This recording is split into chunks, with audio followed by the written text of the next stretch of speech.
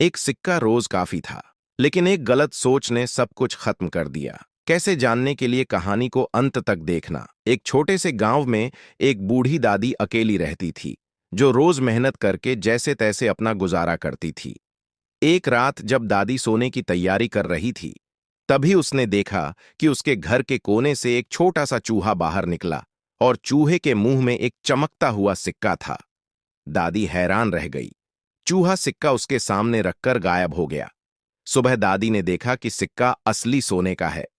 दादी खुश हो गई और सोचने लगी कि शायद भगवान ने उसकी मदद के लिए यह चूहा भेजा है। उसी रात चूहा फिर आया और फिर एक सोने का सिक्का रख गया। अब दादी को यकीन हो गया कि यह कोई जादुई चूहा है।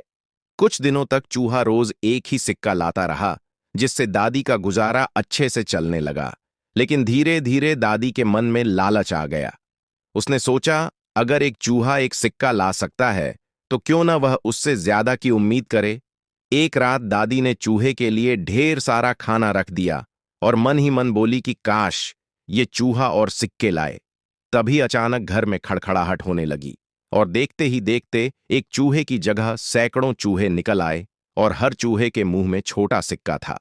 लेकिन थोड़ी ही देर में सिक्के गिरते गए और सारे चूहे घर में फैल गए। दादी घबरा गई। उसका घर भर गया और वह समझ गई कि लालच ने मुसीबत बुला ली है।